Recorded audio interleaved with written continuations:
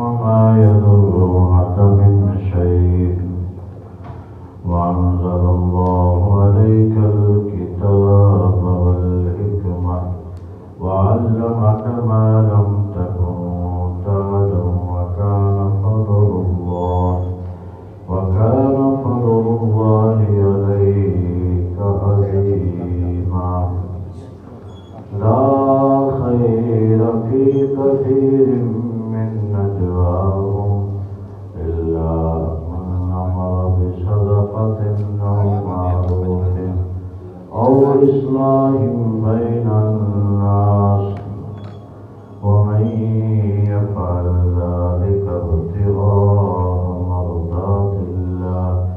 مرضات الله فسوف نؤتيه أجرا عظيما ومن يشاقق الرسول من بعد ما تبين له الهدى ويتبع غير سبيل المؤمنين نوله ما تولى ونصله جهنم وساءت مصيرا.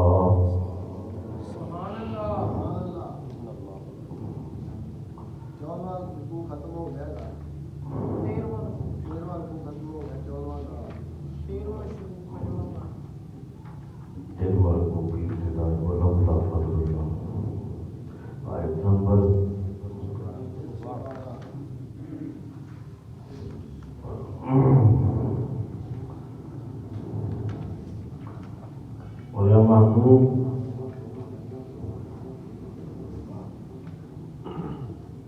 ولولا فضل اللہ،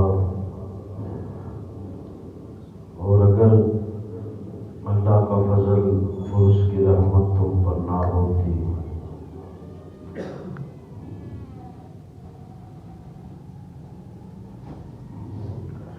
لہمت طائفۃ منہم ان یضلوک، ان میں سے کچھ لوگ یہ چاہتے ہیں کہ تمہیں دھوکہ دے. وما یضلون الا انفسهم، اور وہ اپنے آپ ہی کو دھوکہ دے رہے ہیں.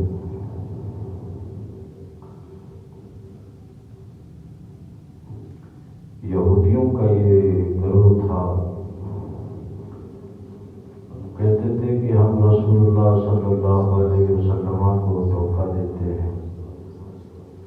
تو اللہ نے ان کا جواب دیا تم دھوکہ نہیں دیتے بلکہ دھوکہ کھاتے ہو. حقیقت میں ایسے ہی ہوتا ہے، جو کسی کو دھوکہ دے وہ دھوکہ، جو کسی کو تنگ کرے وہ تنگ، جو کسی کا نقصان کرے اس کا نقصان، جو کسی کا فائدہ سوچے اس کا فائدہ اللہ تعالیٰ کرتا ہے. اللہ تعالیٰ یہ رب کا معاملہ ہے کہ جو کسی کا نقصان کرے گا اس کا بھی نقصان ہوتا ہے. جیسے مثال کے طور پہ اللہ معاف فرمائے، جس طرح ایک زانی کے بارے میں کہا گیا، زانی کے بارے میں، زانی جب زنا کرتا ہے اسے اس وقت تک موت نہیں آئے گی جب تک وہ اپنی آنکھوں سے اپنے فیملی ممبر میں سے کسی کو زنا کرتے ہوئے نہ دیکھے. اور یہ واقعی حقیقت ہے. تو اس وقت تک اسے موت نہیں آ سکتی. اللہ معاف فرمائے. تو یہ نہیں کہ دھوکہ جو ہے، جن لوگوں نے ایسا کیا ہے تو اللہ پاک نے ان کے بارے میں یہ فرمایا تو دھوکہ اصل میں اپنے آپ کو دے رہے ہیں. تو کلمہ نہیں پڑھتے. دوسرا یہ کہ معبود تیرے خلاف باتیں کرتے ہیں تو اس کو یہ دنیا اور آخرت میں اپنا نقصان کر رہے ہیں. اور اللہ ان کا جواب کیسے دے رہا ہے؟ وما یضرونک من شیء، اور تمہارا کچھ نہ بگاڑیں گے. تمہارا کچھ بھی نہیں بگاڑ سکیں گے. کیا وجہ ہے؟ وَأَنزَلَ اللَّهُ عَلَيْكَ الْكِتَابَ، اللہ نے تم پر جو کتاب نازل فرمائی ہے، وَالْحِکْمَةَ، اور حکمت اتاری ہے، وَعَلَّمَكَ، اور تمہیں سکھا دیا، مَا لَمْ، جو کچھ تم تکن تعلم، اللہ نے وہ سکھایا جو تم نہ جانتے تھے، جو تم نہ جانتے تھے. وَكَانَ فَضْلُ اللَّهِ، یہ اللہ کا تم پہ بہت بڑا فضل ہوا، عظیم. اس میں ہم تھوڑی سی توجہ اس جانب بھی کریں کہ اللہ خود فرما رہا ہے، اس کے اندر عقیدہ بھی درست ہو جائے گا اور عقیدے کی مضبوطی بھی آ جائے گی. اللہ بندے سے خود فرما رہا ہے کہ میں نے اپنے حبیب کو کتنا علم دیا ہے. یہ دیکھو، مجھے جتنا علم تھا، آپ کو جتنا علم تھا قرآن پڑھنے سے پہلے، اب قرآن پڑھا ہے تو آپ کو علم آ گیا ہے. آپ کا علم جو قرآن کی آیت پڑھی، جو قرآن کے بارے میں بات کی، اس کا پتہ چلا.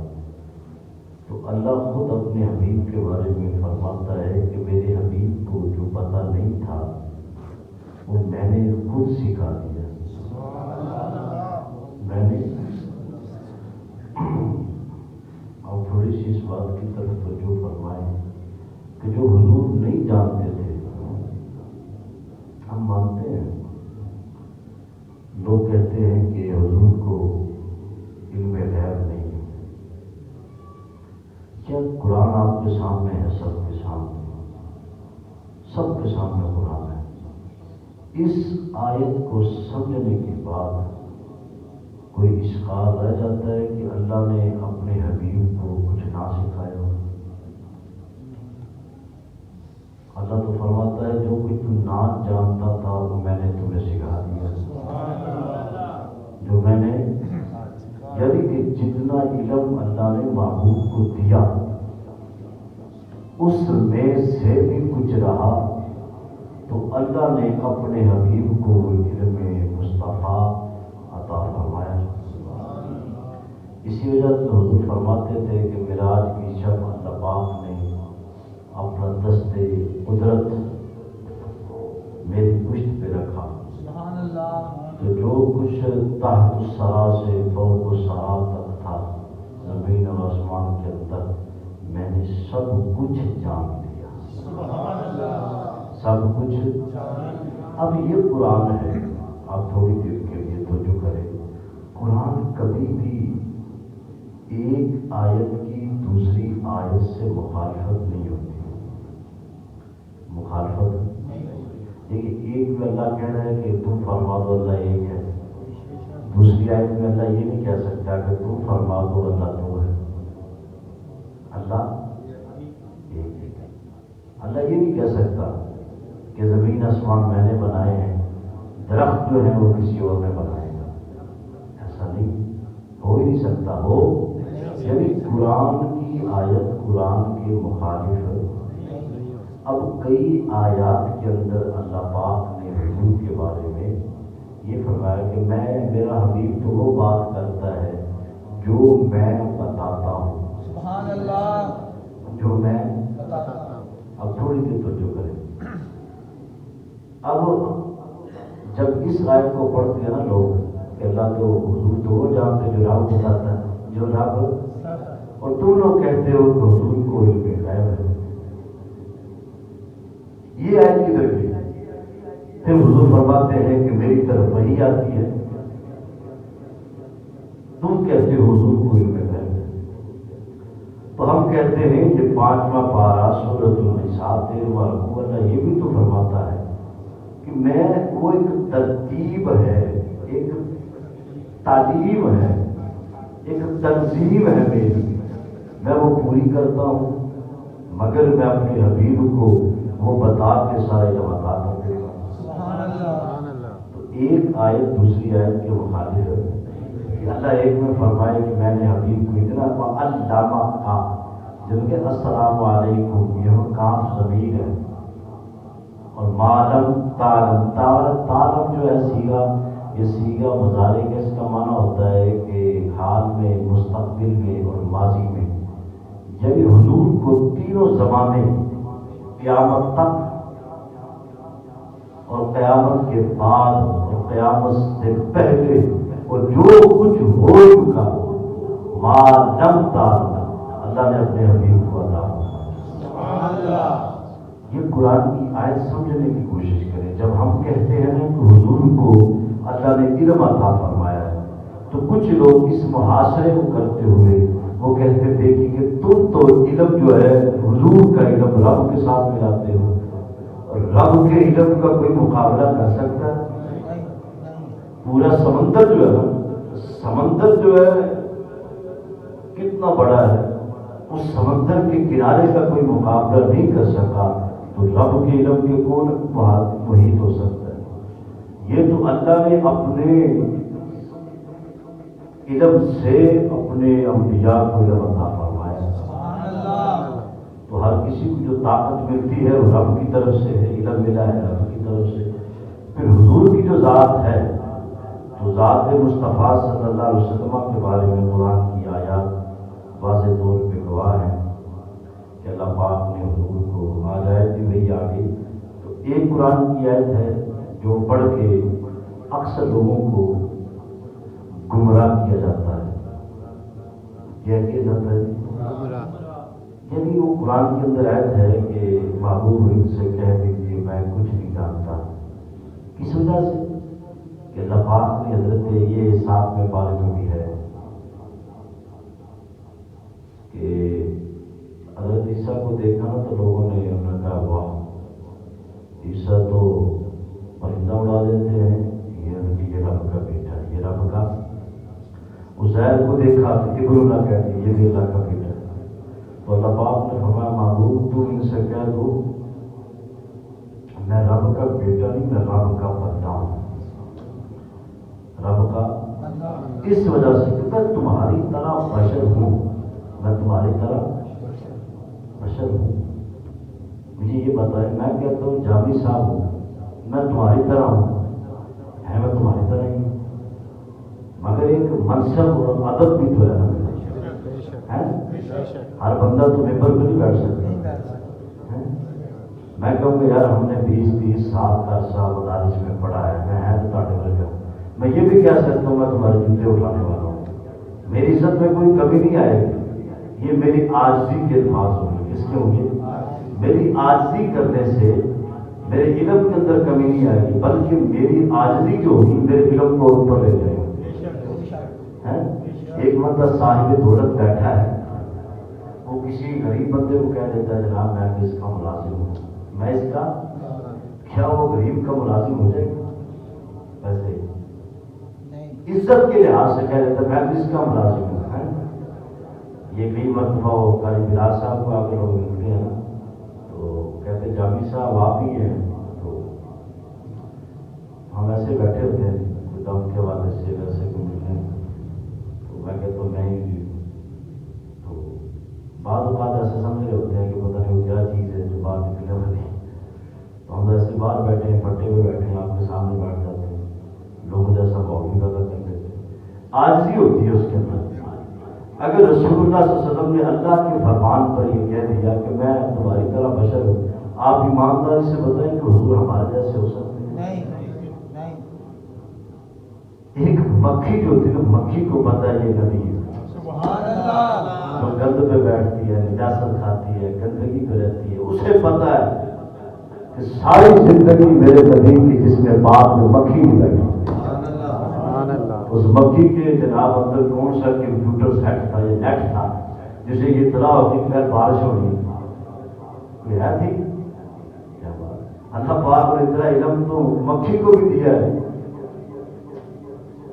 اللہ اکبر، میرے نبی نے مکھی کے بارے میں بھی کمال نہیں کرتے، حضور نے وہاں پہ بھی میں غیب فرمایا، حضور جب چائے کے اندر مکھی گری نا تو پانی کے اندر میرے حضور فرماتے ہیں کہ بایاں پر لگا رہی ہے دایاں نہیں لگا رہی، صحابہ کہتے کیوں؟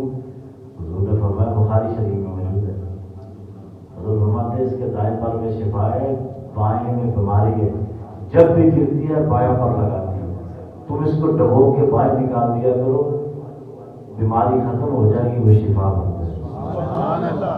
اچھا حضور کتنا علم ہے کہ حضور نے اس مکھی کے پر کے اندر کی جراثیموں کو بتا دیا، جو آج کی لیبارٹری، آج کے ٹیسٹ اور آج کی ٹیکنیکل سوچ جو ہمیں آج بتا رہی ہے، میرے نبی نے جو صدیاں پہلے اور اسلام اور سائنس کتاب لکھی ہے انگریز نے، میں نے اس کی کتاب منگوائی ہے، اردو ترجمہ ہوا اس کا، میں نے بھی اس کو پڑھا، میں نے اس کے اندر اس نے لکھا ہے کہ مکھی کی سمجھ نہیں آتی تھی ہمیں کہ مسلمانوں کے نبی نے اس کے پر کے اندر شفا کیوں رکھی، شفا کیوں، انہوں نے تحقیق کی، انہوں نے بایاں پر ڈبو کے دیکھا، پھر دایاں ڈبو کے دیکھا، اس نے کہا مسلمانوں کے نبی نے تو صدیوں پہلے کہہ دیا تھا یہ بات سچی ہے۔ اسلام اور سائنس کی تحقیقی کتاب، اب وہ ڈاکٹر جو ہے وہ فارمل اس کا نام ہے، عجیب قسم کا ڈاکٹر ہے، اس کی تحقیق ایسی تھی، اس نے کہا یار یہ کیوں نہیں تم مانتے کہ اللہ پاک نے اس نبی کو اتنا علم عطا فرمایا۔ لکھا سلام اور ڈاکٹر عبدالقدیر پہ جو دنیا سے چلا گیا، جو دنیا سے اللہ بری کی رحمت فرمائے، پاکستان کا ہیرو تھا، پاکستان کا نہیں ہیرو تھا جی، اللہ اکبر۔ تو اللہ نے اس بندے کو علم سے نوازا۔ میں بات یہ کرتا ہوں کہ حضور کو اللہ پاک نے بڑا عطا فرمایا ہے، اس مسئلے کو سمجھا جائے گا تو ہمیں کسی کے ساتھ بحث کرنے کی ضرورت نہیں پڑتی۔ کوئی میرا علم بتا دے ترازو میں رکھ کے جامی صاحب یہ جانتے کہ نہیں جانتے، اب رات کو سارے علماء بیٹھ جاتے ہیں تو ایک دوسرے سے مشورہ کرتے ہیں، پھر فتویٰ لکھتے ہیں، تو رات کو علماء اکٹھے بھی ہوتے ہیں، تو ایک دوسرے کے بارے میں ہم اس سے پوچھتے ہیں، وہ حل کرتے ہیں، اس سے پوچھتے ہیں، تو ہمیں ہوتا ہے اپنا اپنا مسئلہ بتا رہا، جس کا سمجھ میں صحیح آ رہا ہوتا ہے وہ کتابوں کی تحقیق کر کے پھر اس مسئلے کو لکھ رہے ہوتے ہیں۔ یعنی کسی بندے کا علم بندہ کم کر سکتا ہے تو پھر حضور کے بارے میں ہم کیسے کر سکتے ہیں؟ ادھر سے اختلاف چھوٹ گئی۔ آپ کے مائنڈ میں، کچھ لوگوں کے مائنڈ میں ہوتا ہے کہ مولانا جامی صاحب جو ہے یہ ہمارے غلط بات کرتے ہیں، شاید آپ سوچ بھی سکتے ہیں، مگر ہمیں غلط بات کر کے کوئی مزہ نہیں آتا، نہ کرنی چاہیے مسجد کے اندر تو بالکل بھی، مگر یہ تو بتانا چاہیے نا کہ میرے نبی کا علم یہ ہے۔ اگر آپ کا ایمان وہی دیتا ہے تو پھر میرا ساتھ ضرور دیا کریں آپ۔ جس طرح ہم آج تک ہم نے مسجد میں ممبر میں بیٹھ کے نہ کسی کو گالی دی ہے، نہ کسی کو بدتمیز کہا ہے، نہ کسی کو برا کہا ہے، ہم جب بھی پڑھتے اللہ کا قرآن پڑھتے ہیں، حضور کا فرمان سناتے ہیں، اس بات پہ آپ کو پھر تسلی ہونی چاہیے ہمارا امام وہ بات کرتا ہے جو قرآن و سنت کے مطابق ہے۔ یہ یقین ہو گیا نا جب دل کے اندر، انشاءاللہ کبھی بھی ہم غلط نہیں جائیں گے۔ یہ تو اللہ کے فضل سے آج قرآن کی آیت تھی آپ کے سامنے آ گئی، اور حضور صلی اللہ علیہ وسلم کی بارگاہ میں دیکھیں، آپ مجھ سے کوئی سوال کرتے ہیں، کسی وقت میں بھی کہہ دیتا ہے مجھے اس مسئلے کا پتہ نہیں، کیا نہیں پتہ، کیا ہو جائے گا؟ اس سے مراد یہ نہیں ہوگا کہ میرا علم ختم ہو گیا، میرا علم معاذ اللہ ایسے مواقع آئے۔ یہودن نے جنگ خیبر کے موقع پہ جب بکری کے گوشت کے اندر ران کے اندر زہر ملا دیا، حضور اسلام نے جب اس کو پکڑا، آقا علیہ السلام سے تناول نہیں کیا، حضور اسلام سے کھا گئے، زہر تھا، وہ دے کے دعوت کر کے چلی گئی۔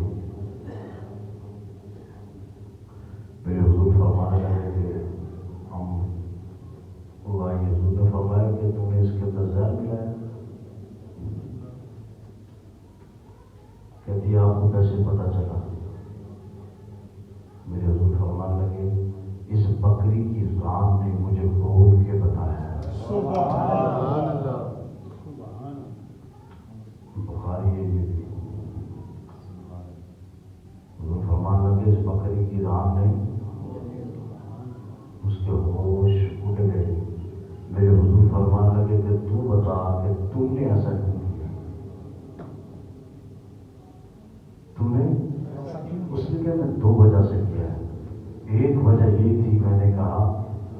اگر تو یہ معاذ اللہ معاذ اللہ معاذ اللہ نبی جھوٹے ہوئے نا تو پھر تو یہ کھانے کے بعد لوگ ان سے چھٹکارا حاصل کرتے ہیں.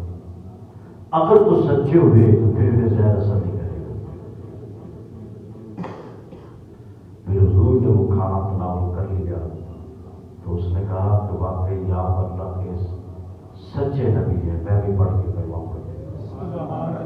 قرآن نے بتایا یعنی حضور ذات مصطفیٰ صلی اللہ علیہ وسلم. یہ پورا قرآن جو ہے یہ ہمیں لیلا مجنون نہیں سمجھاتا, نہ کہانی اور قصے کی داستانیں سمجھاتا ہے. پورا قرآن شروع سے آخر تک پوری انسانیت کا ایک المیہ ہے. ہمیں اٹھنے بیٹھنے چلنے گھر میں رہنے بیوی کے ساتھ بچوں کے ساتھ والدین کے ساتھ بہن کے ساتھ بھائیوں کے ساتھ ہر طریقے کا عمل یہ قرآن بتاتا ہے. اور یہ قرآن جو ہے اللہ کے فضل و توفیق سے ایک رہنما ہے, ایک ہمارا سب سے بڑا رہنما ہے. تو یاد رکھیں کہ بس حضور کی ذات وہ ذات ہے کہ جس کو اللہ پاک نے کائنات میں رب کے بعد سب سے زیادہ علم مصطفیٰ کو عطا. اب آپ میدان چھوڑ دیں تو میدان لگانا اس کے دماغ کے اندر میدان ہے. کنڈا جو ہوتا ہے نا, کنڈا جو بیپاری ہوتا ہے, کباڑیا ہوتا ہے یا توڑنے والا ہوتا ہے, وہ کنڈا لگاتا ہے, کہتا ہے بھی ادھر کم ہے ادھر زیادہ ہے. یہ کنڈا جو ہے دنیا میں کسی ترازو میں ہم لگا سکتے ہیں, مگر جب حضور کی ذات کی باری آئے نا پھر ترازو نہیں توڑنا چاہیے, پھر سینہ کو ہونا چاہیے. سبحان اللہ. جن کے سینے تنگ ہوتے ہیں نا وہ ایسا سوچتے ہیں. میں تو کبھی بھی نہیں سوچ سکتا کہ میرے نبی کی شان کم کرے, میرے نبی کی شان کبھی سوچ ہی نہیں سکتا. اللہ مجھے یہ سوچنے کی توفیق بھی نہ دے, اللہ اس سے پہلے موت دے دے. ہماری غیرت وہ بندہ ہے, غیرت مند بندہ جسے اپنے نبی کی شان سن کر وجد آئے اور مصطفیٰ پر درود و سلام پڑھنے کا مزہ آئے. تو یہ وَعَلَّمَ كَمَا لَمْ تَكُنْ تَعْلَمْ, یہ یاد کر لیں. کوئی بھی کہے قرآن ہے, کوئی بھی کہہ دے. ہمارے ہاں ایک بیانیہ ہوتا ہے, کہہ رہے ہوتے ہیں کہ بس اللہ جانتا, بھی اللہ کا تو ہم کنسیپٹ ہی نہیں کرتے. اللہ تو ایسی چیز ہے کہ ہر چیز کو جانتا ہے. جب کچھ نہیں تھا تو رب تھا. رب جب کچھ نہیں ہوگا تو پھر کیا ہوگا؟ اللہ موت کو بھی ذبح کر دیا جائے گا, موت کو بھی موت آ جائے گی, ہر چیز فنا ہو جائے گی. رب اس دن بھی کہے گا دیکھو جب کچھ نہیں تھا تو میں تھا, جب سب کچھ ہوا تو پھر بھی میں تھا, سب کچھ ختم ہو گیا تو میرے نبی نے بھی کیا خوب فرمایا. وہ فرماتے کہ سب سے پہلے میں اپنی قبر سے نکلوں گا, شک ہو پھر میرے یار نکلیں گے, ابو بکر نکلے گا, عمر نکلے گا, اللہ اکبر اللہ اکبر, پھر وہاں کے رہنے والے, پھر پوری دنیا معاشرت کا نظام. بات صرف یہ سمجھانے کی تھی کہ اللہ کرے ہم روزانہ آپ کے پاس بیٹھتے ہیں, جب بھی مجھے تو قرآن جب بھی ہم ان آنکھوں سے پڑھتے ہیں نا, ایک لفظ اور کہہ دیں, سنی جب قرآن پڑھے, کہہ رہے میرے یاد ہے, سنی جب قرآن کھولے اور قرآن کو پڑھے, اللہ کے فضل سے ساری کی ساری مصطفیٰ کی شان بتائے گی. سبحان اللہ. یہ حقیقت ہے. یہ کیا ہے؟ ایک بندہ مجھے کہتا ہے جی تم کہتے ہو کہ سارا قرآن حضور کی شان بیان کرتا ہے, تو کل وہ اللہ ترجمہ کر کے دسو. تو ہمارے موبائل پہ بھی واٹس ایپ پہ کئی میسج آئے ہوتے ہیں, پڑھتے نہیں ہیں, اس طرح ختم کر دیتے ہیں. کہ نمبر ہمارا عام ہوتا ہے لوگوں کے پاس, کیا ہوتا ہے؟ عام نمبر ہوتا ہے. ہمارے سامنے آ کر بات نہیں کر سکتے, مگر ہمارے واٹس ایپ پر بڑی تیزی کے ساتھ میسج آ رہے ہوتے ہیں. تو ہم انہیں پڑھتے ہیں, وہ چھوڑ دیتے ہیں کہ یہ ٹائم پا رہے ہیں سے بات کرنے کا فائدہ ہی نہیں. تو کہتے ہیں کوئی اللہ کا ترجمہ بتاؤ, کوئی اللہ کے اندر اشارت کدھر ہے؟ میں نہیں کہتا تو بڑا ہوتا تو مجھ سے بات کرتا, کل کا معنی کیا ہے؟ کل تو اللہ خود فرما رہا ہے کہ معبود تم فرما دو. اللہ یہ کہ تم فرما دو. اللہ اپنی الوہیت اور توحید کو بھی واضح کرنے سے پہلے اپنے حبیب سے کہہ رہا ہے کہ تم فرما دو. تو آیا ہے کہ نہیں آیا جی؟ وہ کہتا نہیں یہ کل کا معنی. میں بتاؤ کل کا معنی کیا ہوتا ہے بتائیں. کہتا کل کا معنی ہوتا ہے فرق. کل کا معنی ہوتا ہے مسئلہ یہی سمجھانے کا ہے کہ ہر جگہ میرے نبی کی شان ہے. اللہ کسی کا محتاج نہیں. اللہ یقین کرے اللہ نمازیں بڑی بڑی لمبی نمازوں تمہاری نمازیں صحابہ سے بڑھ کے تو نہیں ہوگی. تمہاری نمازوں کا کیا مقابلہ ہے؟ ہم تو گرمیوں میں نماز پڑھے تو مسجدیں ٹھنڈی, سردیوں میں پڑھے تھے کوٹیاں بھی اتار دیں. ہماری نمازیں کوئی نہیں ہے, نمازیں ان کی تھی. کیا جی یقین کرے ہمیں تو ہر چیز کی سہولت ہے نا. نوکدار پتھروں پہ کھڑے ہوتے نمازیں پڑھی, نہ کپڑا پورا ہوتا تھا جسم کو چھپانے کے لیے. تو یہ آج ہمارے لیے بہت بڑا گرمیاں ہے کہ بس آپ یہی کہتے ہیں اور ان کا گل کرنی تو میں نے نیا کر میرے نبی کی شان بھی کر دیا. بس کیا جی ٹائم میرا بھی پورا ہو گیا. کل یہاں سے آگے شروع کریں گے لاکھائی نبی قصیدہ سے.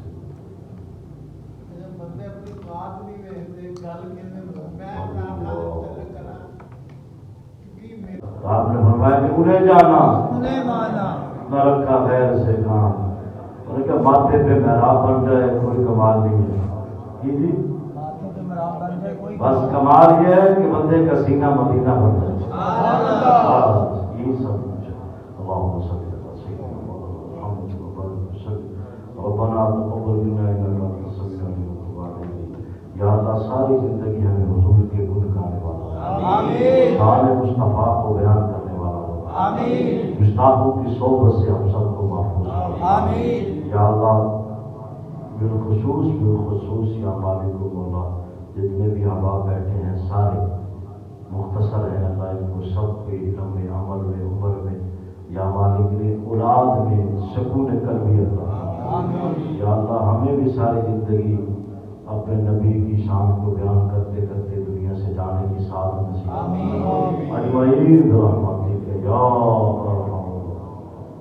تاجدار ختم نبوت زندہ باد زندہ باد زندہ باد. تاجدار ختم نبوت زندہ باد زندہ باد. تاجدار ختم نبوت زندہ باد زندہ باد زندہ باد. لبیک یا رسول اللہ لبیک یا رسول اللہ لبیک لبیک یا رسول اللہ لبیک لبیک لبیک یا رسول اللہ لبیک لبیک لبیک یا رسول اللہ لبیک لبیک لبیک یا رسول اللہ لبیک. رہے گا یوں ہی ان کا چرچا. سبحان اللہ. یار سارے خلافت واسطے پہلے ابو بکر پھر عمر پھر عثمان پھر علی. یہ میرے نبی کا خلیفہ ہے حضرت علی حضور کے قریبی رشتہ دار.